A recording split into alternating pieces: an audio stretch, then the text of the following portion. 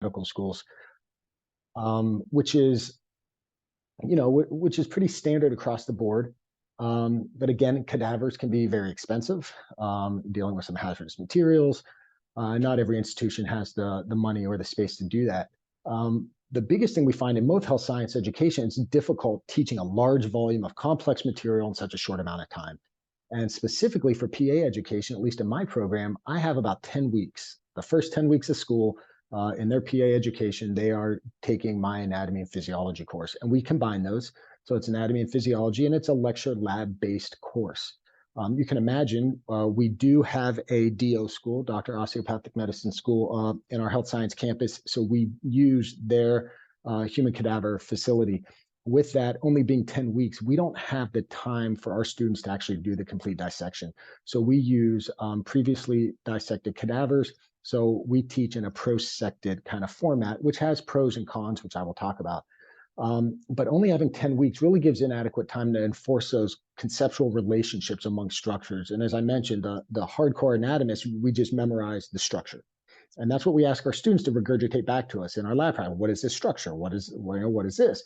But in surgery, on the clinical side, it's much different. It's not the structure, it's the relationship. It's what are the associated ligaments? What are the associated ducts? So that's what we're going to try to bring to life today.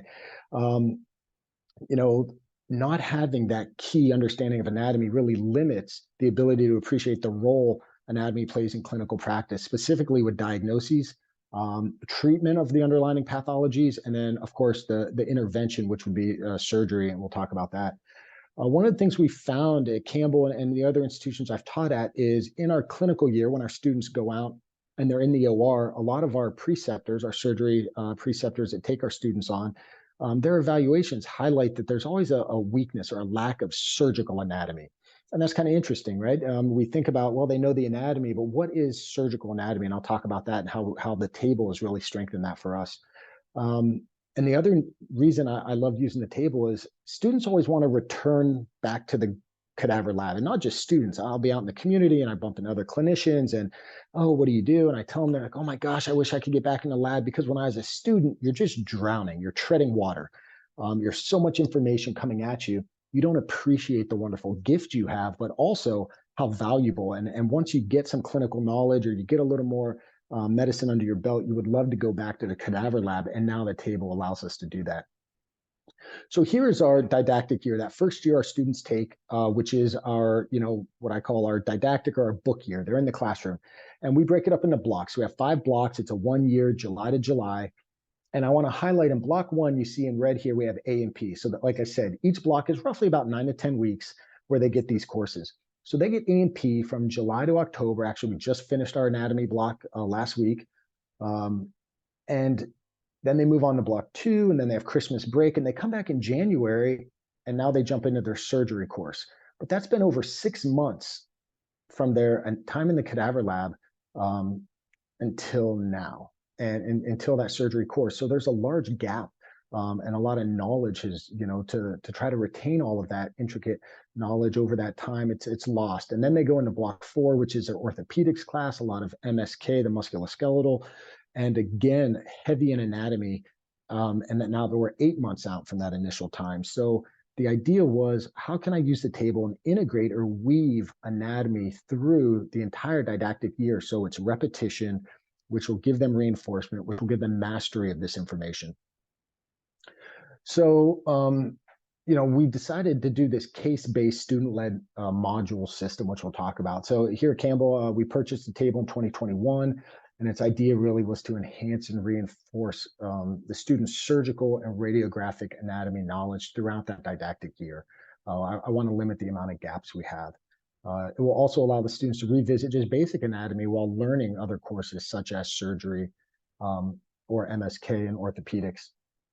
What's nice about this is it gives them the freedom. So the students have unlimited access to the table to use these modules while they're on campus. And then throughout their clinical year, I'll show you how they will have access to components of the modules. And then now with the Anatomage ebook, they also will have the actual dissection with them, which has been a great addition for us. So developing some of the components, where do we start? So, I looked at my previous experiences in the OR. What are some of the most common surgeries that PAs are going to come across or assist with out in the workforce? So the four that the students will encounter is, of course, a cholecystectomy, so gallbladder, appendix, abdominal hernias, and in my modules I cover both direct and indirect because the anatomy of it is very important. And then bowel obstruction / perforation. So today's talk is going to focus on the module of the cholecystectomy. So we'll talk about the gallbladder and walk you through step by step what my students do. And for each one with the table, what anatomy is really being reviewed in each case. It'll be not just the structures, right? Of course, they need to know the organ. Here's the liver, here's the gallbladder, here's the aorta. But they also need to know associated structures and supporting structures such as the ligaments, the ducts. Those are, I think, actually more important in surgery. It's very easy to identify the organ or the viscera, but what are the associated structures holding that to the abdominal wall? What's holding that together? What's connecting it to other viscera? And then also the blood supply is absolutely critical. We all learn anatomy differently. I'm older, so I just had a textbook, right? I had netters. And what I found very quickly is when I was in the OR, not every patient, or even when I'm in the lab, not every cadaver read netters, right? Everyone's a little bit different. There's some variance, abnormalities, which I love about the Anatomage table because that comes to life, right? Every cadaver is a true individual, and they have their own anatomical anomalies, and I think that's great. And then also with that, we bring in some of the imaging in these modules, which will be ultrasound, CT, MRI, X-ray, depending on the case. And the students can interpret those. So from this point on, I'll be talking about my modules. And each module is broken up into 4 pieces. We have what we call a priming exercise. Then it goes into the case, and then we have reinforcement of the information, and then an evaluation. And I'll break these down. The priming exercise and reinforcement are 10-question multiple choice quizzes, and we'll get into those in a little bit. So my slides from here on out, we'll see on the right-hand side here, you have the modules, just to remind you where we're at. And so again, we developed each module. We'll follow this format. We'll talk about the cholecystectomy today. And so the first thing we see is this pre-module quiz. This consists of 10 multiple choice questions that will cover a variety of information or topics pertaining to the gallbladder. So the questions may be on patient presentation, different imaging modalities, and interpreting those images. So when we see the different modalities, we'll talk about whether it's CT, ultrasound, and specifically the questions we'll get at what's the best initial imaging, what's the most definitive imaging modality needed, and then we'll get into the surgical anatomy and interventions. After they complete that pre-module quiz, they do this on their own. They then come together in their group, their lab group, and they progress step by step through the case on the actual table. And with that, we'll walk through the clinical cases created. We'll present, and we can talk about diverse patient backgrounds, various social backgrounds. And with that, they will have history and presentation, what diagnostic imaging is available, and then ultimately their surgical intervention as they're performing, quote unquote, the surgery to get to those structures in order as they would in the OR. Then what they do is they take their post-module quiz. And this is the same 10 questions that were in their priming or their pre-quiz. And the idea behind that is to see if they gained the information, again, the repetition, highlighting those important key points from the case where they're able to tease those out and retain those.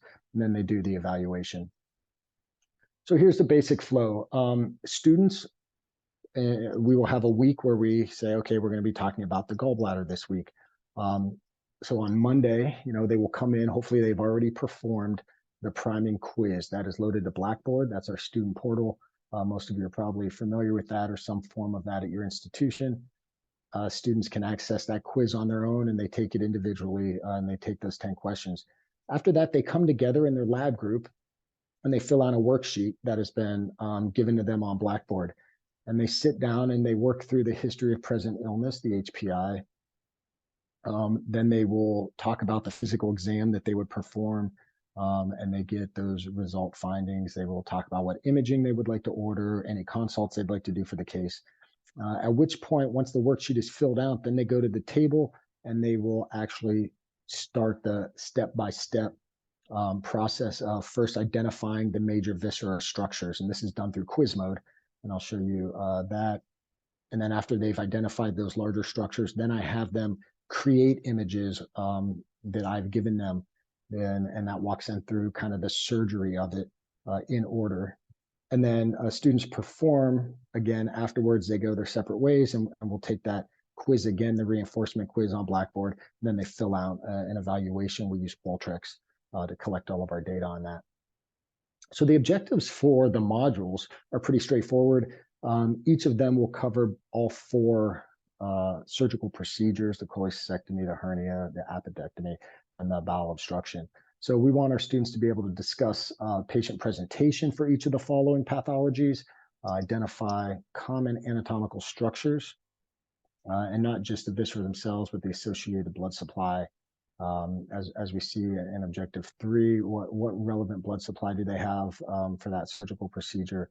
And then number 4, interpreting imaging modalities utilized for each of the following, depending on the pathology at hand. So here's an example. You can see my modules here. This is our priming kind of quiz. And these are the types of questions the students will get. Here's 3 out of the 10 typical questions. So they know that they're kind of in this gallbladder block of knowledge in the classroom. So this kind of reinforces stuff they're seeing in clinical medicine. But you can see here a typical question: a 38-year-old woman has a BMI of 35, presents with right upper quadrant pain, fever for the past 8 hours.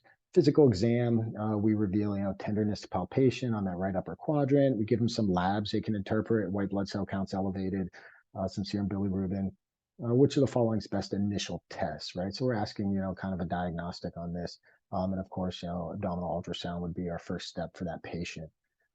Next question is just a straight, very low-level Bloom's recall type of question. In anatomy, specifically surgical anatomy, everything's a triangle that we all joke about. There's a million triangles in anatomy. So when exposing the triangle of Callot, which artery would be found in the superior border, it must be clipped for a successful operation. Of course, as we'll see later on with the dissection, that would be the cystic artery.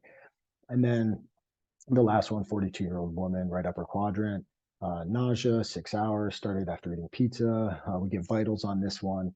Which of the following physical exam findings would be positive? So then again, it goes into our skills course and kind of pulling upon that knowledge. Now would be a positive Murphy's sign for our students. So you can see these questions are getting them to think about the physical exam, think about the orders and labs they would need, which really helps prime them for the case moving forward.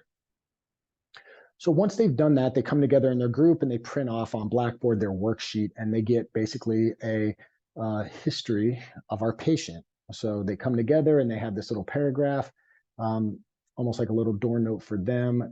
Sometimes we might give vitals if it's relevant, but you can see here that for this case, it was a 42-year-old woman, presents to the ER with upper abdominal pain for the last 8 hours. She's accompanied by her wife. Pain's been present on and off for a week. It's worse after meals. Ate a burger at lunch, got worse. Rating it 8 out of 10.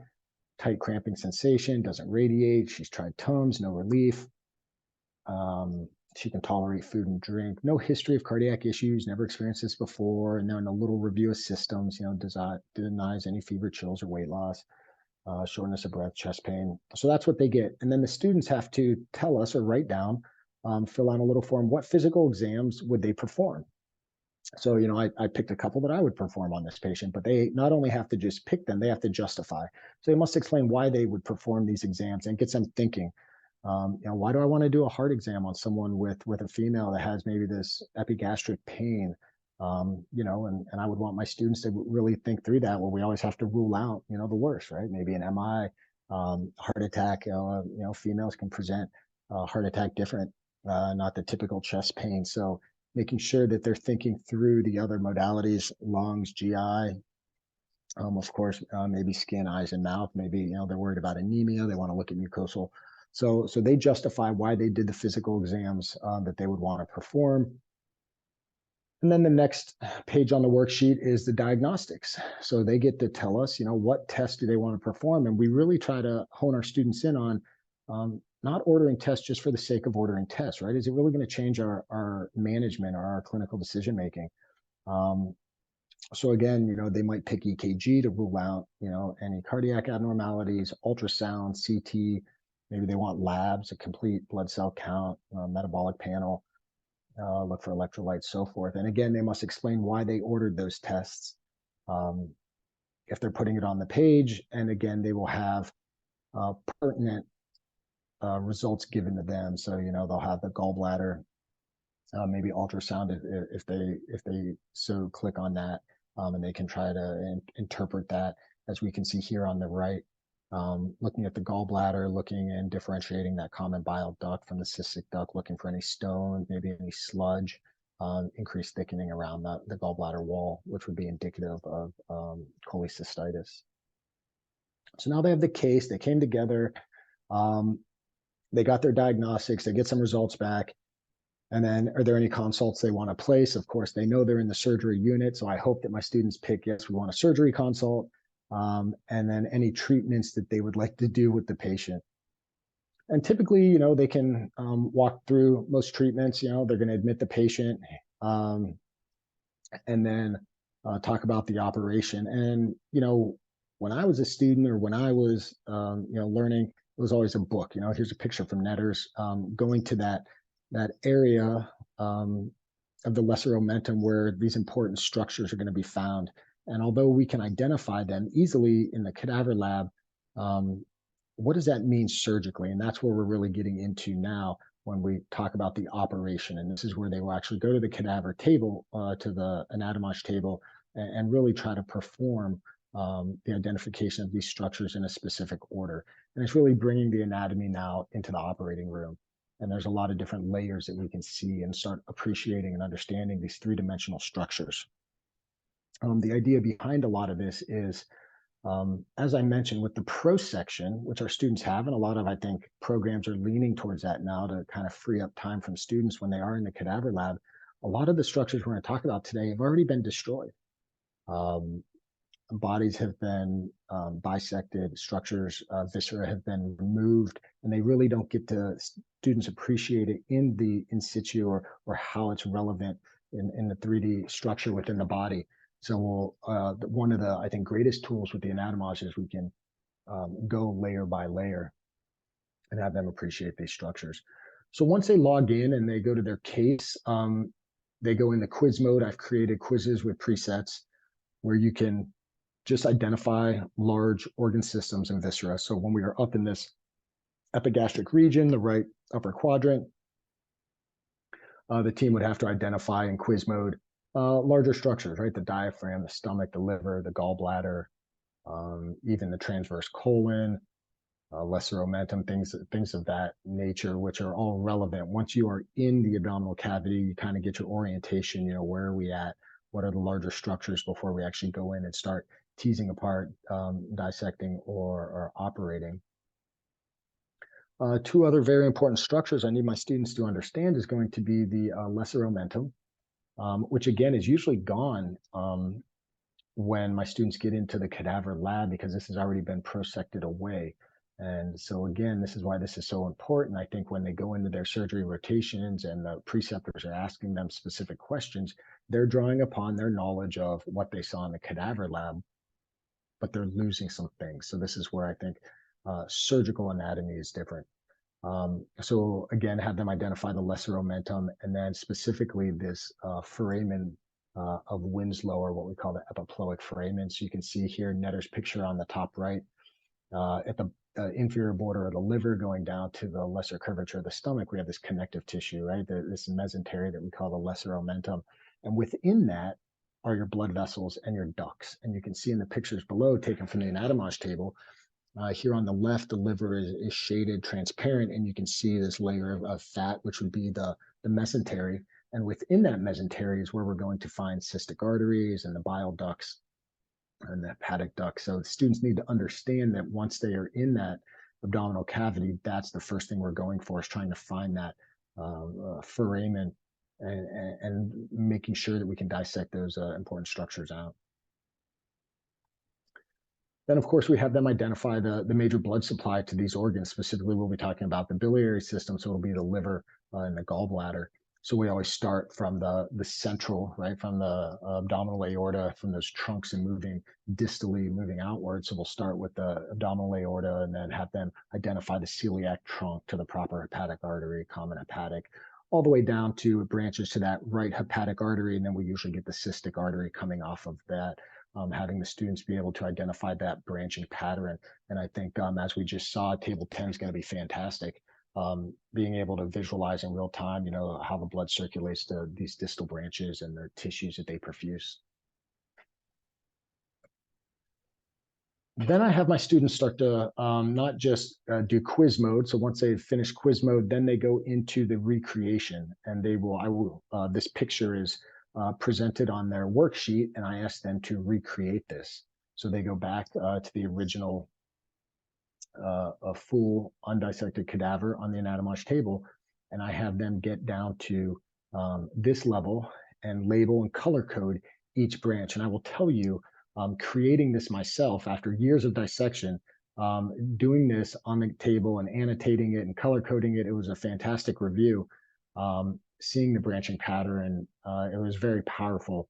And the students are very, very well versed in, this does not take long.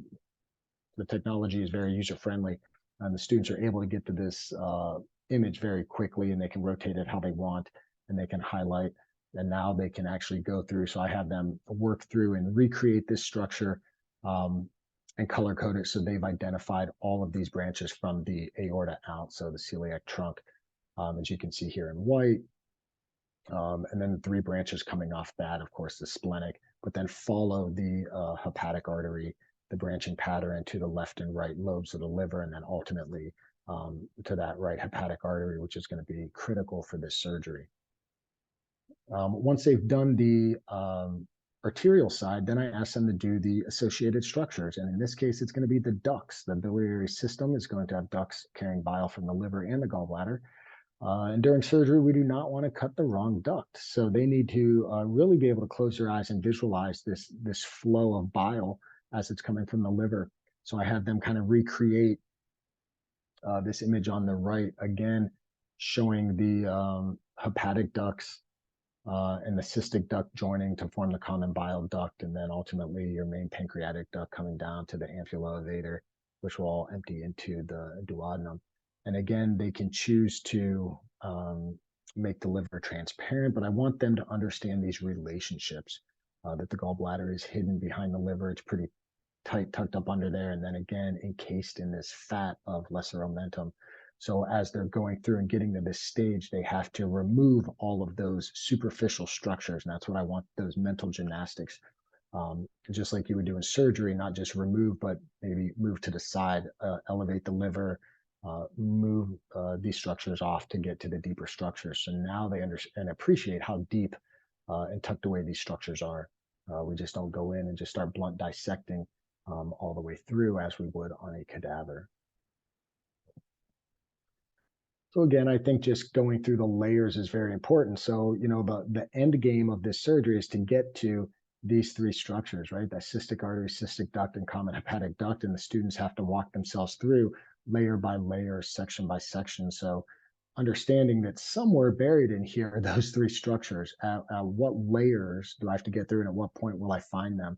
So again, having them go step by step of, okay, find the liver, make that transparent. Now behind that, we're going to find now this layer of fat, which is going to be our epiploic foramen and that lesser omentum. Buried within there, we have to dissect that out to get to, again, our ducts and our blood supply, which you can see here is much deeper, so we can make that transparent.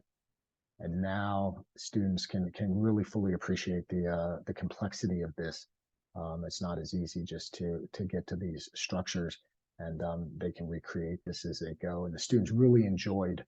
We've had some great feedback on understanding relationships now, just not naming them, but understanding layers, which I think is a valuable tool with true cadavers if they are doing the actual dissection. And ultimately, then they get to their final end game, which is going to be identifying the gallbladder, the blood supply, and the bile system, the duct system all in one. And what this forms right in the middle, if you see my mouse, I have my cystic artery here, I have my cystic duct here in yellow, and then my common hepatic duct, and it forms this little triangle. And in anatomy, I mentioned they love triangles, and this triangle is what we call the triangle of Callot. And when I talk about surgical anatomy, every surgeon loves to ask every resident, med student, PA, anyone in the OR, they will always ask in certain surgeries, what triangle am I looking for? Right? What structures am I looking for? And that, I think, is the surgical knowledge or surgical anatomy that the students sometimes miss. And this is a great module, and we use the table as a tool to really help them visualize this. And you can see here off to the right what we do during that procedure. So we find the triangle of Callot, which consists of the cystic duct, that common hepatic duct, and the cystic artery. And this is all within that lesser omentum. We dissect that away during surgery, and then we can clip the artery and the duct, and then we can cut and remove the gallbladder safely out of the body. So hopefully the students have walked themselves through identifying the major structures. Then they've looked at the branching pattern of the artery from the main trunk. They've looked at the bile branching system down to the duodenum, and they've gone through layer by layer, superficial to deep, and then they ultimately get to identifying the triangle of Callot. And that's exactly what they would do in the OR. And I feel that this would be very representative of questions or anatomical structures that will be needed and asked of them once they are first assist. And this is just another example of the direct hernia. I'm not going to go through that whole case, but you can see the same kind of representation here on the right. Smaller one is kind of blown out picture, and in the center here we've zoomed in. Very similar modules, very similar structures and layering.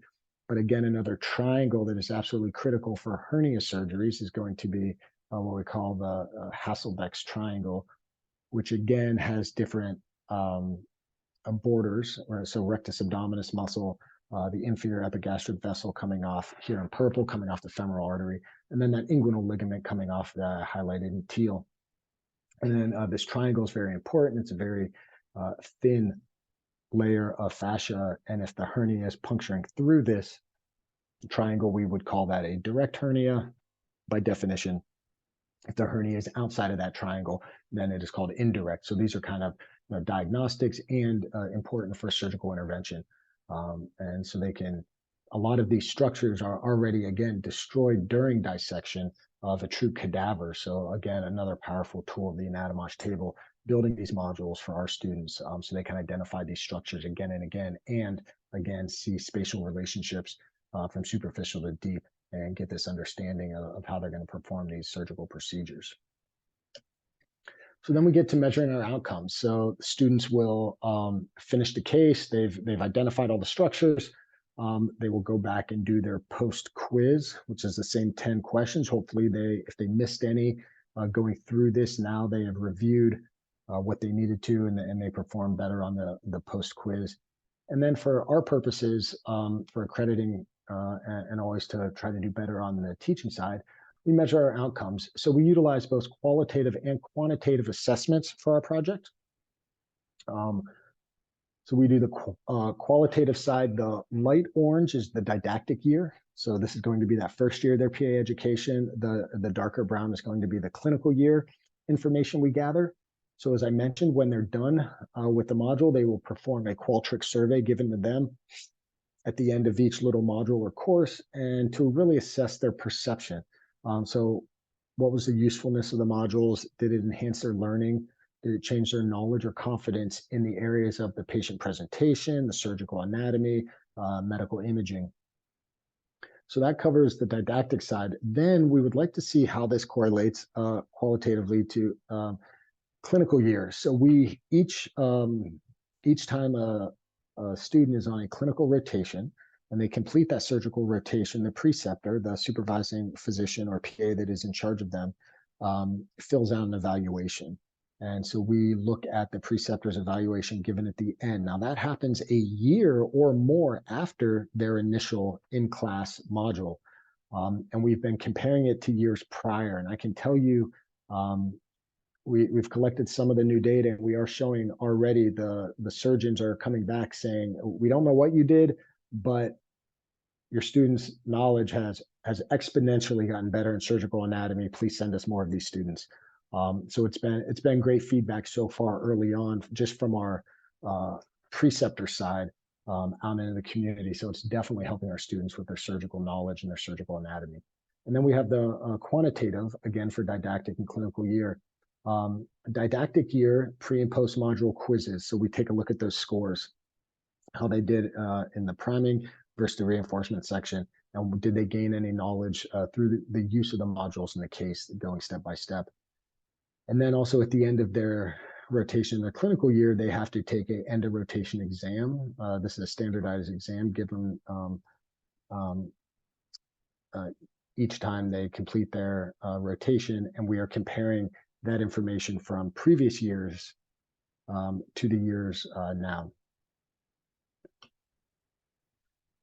So the next steps, we would like to collect this data and continue this on for about 3 to 5 years to get enough data to make an informed decision. But what we've been talking about is actually incorporating the Anatomage table again further and weaving it through our didactic curriculum in health sciences. Is our students also, each unit or each block, as I mentioned, those 5 blocks, they perform what we call OSCEs, which is observed structured clinical examinations. Basically, they go into a room one-on-one with a standardized patient. It's someone from the community that has been trained. We hire what we call standardized patients, or SPs, and they pretend it's a role, it's acting.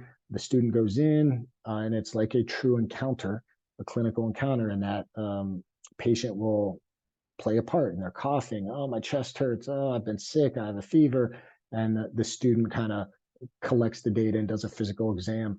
And we also do simulations, or what we call sims, where we have mannequins. And I wish I could say they're just mannequins. These are amazing tools where they can talk, they can move. We even have childbirthing ones. And we have faculty on the other side that are controlling the mannequins, controlling vitals. You can see the monitor up top here, giving blood pressure, giving heart rate, hooking up EKGs. They can draw blood. We can cough. We can have fluids come out of the sim, and again, now incorporate some of their knowledge that they've gained in these modules in real time. So now when they're in the sim, they actually have to order the lab in real time. They'll click. We have a computer set up. They click, and if they want to order a chest X-ray, the X-ray pops up. They have to interpret that. If they wanted to order an ultrasound of the gallbladder, that would pop up. So we're reinforcing them. They learned about it. Now they have to interpret it in real time. And then afterwards, we go to the table and we walk them through what we call a debrief. And again, those presets are already made, and we would say, okay, what did you want to do with this patient? Oh, they had cholecystitis, we're worried about gallbladder. Based on this, we'd send them to surgery, and then I would have them walk through again those presets, and we would review that anatomy. Triangle, colo, we have to get through lesser omentum. So again, always reinforcing that anatomy, and then we're building a toolkit to review that we can just package up and put on the website for the students. So before they enter their surgery rotation, they can review all of this information to kind of prepare them for that next step of actually being in the OR. So that's kind of the overview of how I'm using the table for surgical anatomy. And hopefully you see now that surgical anatomy is slightly different than just straightforward anatomy.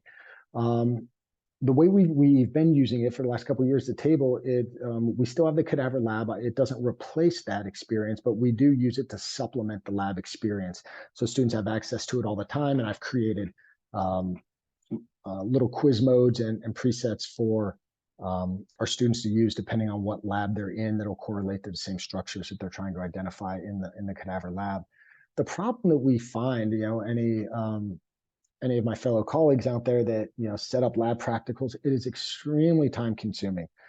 Anywhere from 50 to 150 questions. We're tagging cadavers. It's very time consuming to tear down. And the question always was, what happens when a student doesn't reach benchmark? So, we have 56 students in our class. I've had, at some institutions I've taught at, we had 90 students. So, we have this big lab practical, 90 students take the exam, and a couple of them may not reach benchmark. Our benchmark is you have to pass the exam with a 70% or better.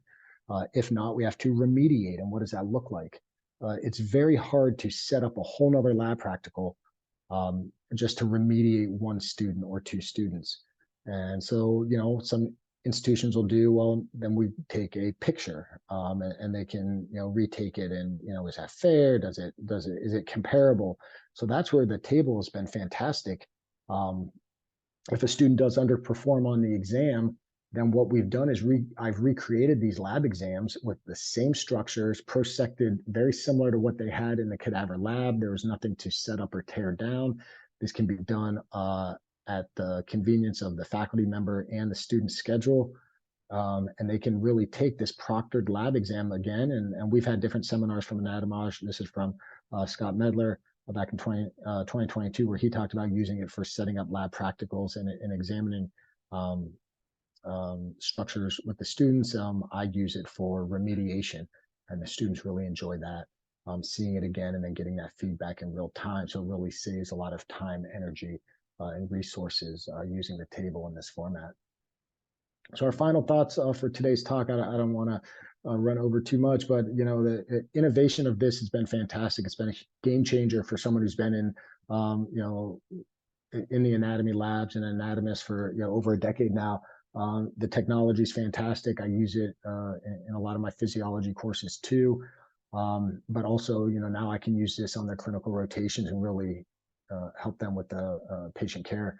It's a novel way to join the basic science, the straight hardcore anatomy, name the structures, to clinical applications. What do these structures mean when we're actually performing surgeries or procedures? And again, I can incorporate DEI into each module, which is important not only in the history and the presentation that I'm telling in that door note, but also the cadavers being of different ethnicities on the Anatomage platform has been fantastic. And really, it's all about enhancing that student learning. It allows content reinforcement, constant repetition, so they can gain mastery of this knowledge. I love the life-size, accurate depictions of the real anatomy. So that's been great. Having those anatomical abnormalities, someone has cancer, someone has a tumor here that's obstructing a view. What do? You don't always know what's going on when you open up a patient in surgery. So with that, I'd like to acknowledge all of my colleagues at Campbell University. So PA faculty and staff, our leadership team, from our directors and associate directors down to core faculty who I work with in the trenches every day, which are amazing, and also our support staff and administrative staff. None of this would be possible and the constant support from administration I have. So with that, I'd be happy to answer any questions or have any discussion about what we're doing at Campbell. Perfect. Thank you, Dr. Matthew. I think that was a very comprehensive presentation of how you run your program, how you link the clinical anatomy for this clinical and surgery anatomy for your students. And we do have some questions now. Particularly, we have one that you mentioned, I think, the size of your class, but also you mentioned some activities where you divide the students in smaller groups for discussions. So maybe you can repeat that part of the size of your class and also the size of the small group discussions. Yeah, so we have our class is 56 students is our cohort at Campbell University. So we divide them up into the lab groups, usually about 5 to 6 students per group. We only have one table at this time. So again, when we're doing the modules, we do have a schedule set up. So they have a week to complete it. So if we are in the gallbladder section, each group can sign up, and then they, during their lunch break or during their downtime or during their self-directed learning, we have time set aside, SDLs that we call, their group can go to the table and perform what they need to perform and get that information back to me. So 56 students, we break it up into about anything more than 5 gets a little tight around the table. We want everyone to have a chance to interact. So 4 to 5 is ideal for us. Perfect. Great. And on that regard, or following that same thing, somebody was asking, like, since you only have one table, then what are the other students, the other groups doing when one group is maybe at the table?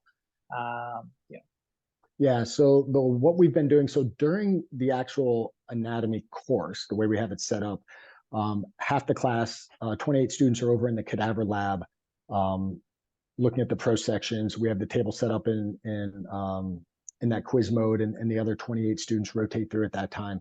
And they have osteology stations, so forth. That's our lab time. During the actual surgical anatomy course, it's not during class time. As I mentioned, it's during their self-directed learning time or on their off time, their lunch break, or whenever they have any time during that week to complete it outside of the typical classroom. So that's how we get around that.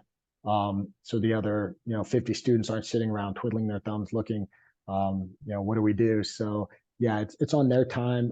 They are adult learners, at least in our health sciences. So we allow them to kind of get to the table when they need to. Great. We also have a question on, how to start, like, sort of like creating, like, a new user here is saying that, she's excited about the table, using it, but doesn't know where to start. So what would be your recommendation for, like, first steps to start building this kind of like images, presets, visualizations? Yeah, I can tell you it was very overwhelming for me coming in. I was not technologically kind of versed in all of this, and I will say Anatomage has been fantastic. I got with Jordan, who is my point of contact person, my tech support, and she sat down with me over Zoom, and I sat at the table, and we did 2 or 3 different sessions. And anytime I had a question, I just reach out to Jordan. She'd call me, she'd FaceTime me, she'd email me immediately. So really for me, it was, I had this idea and I talked to Jordan. I said, hey, this is what I need to do. This is what I'm thinking of. Can I do it? How do I do it? And if I couldn't figure it out, she was the tech support with Anatomage has been fantastic. So that's where I got started. And I started with baby steps, like just build the quiz first, right? Get comfortable with quiz mode, identifying structures. And once I got comfortable with that, I was like, man, what else can I do with this, right? I'm dissecting to get to the structures I want just to get the presets or quiz mode. I was like, I'm basically doing dissections. Why can't my students do this? And so that's where it kind of birthed from there. But always reach out to tech support or your contact. And Anatomage has always been fantastic to help me walk through and troubleshoot that. Yeah, thank you. So yeah, in that regard, on the same chat, I realized that my first message was just for the host, but now you should see first the link for the table 10 update, and I'm also adding a link for anatomashare.com, which is where you find a lot of resources that we have bought, recordings, webinar recordings, tutorial videos, how-to documents, many things that can help you. And then lastly, I'm also adding our email, so where you can reach out for have those specific training sessions that Dr. Matthews is mentioning. So you can have a one-on-one with us for 2 to 3 hours where we go everything about the table. We provide you some ideas for your particular program.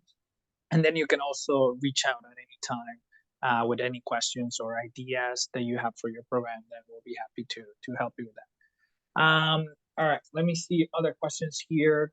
Well, since you were mentioning about putting all this together, like somebody here, Michael Roscoe, is asking if you will be willing to share your presets or your slides too for the people that attended the webinar.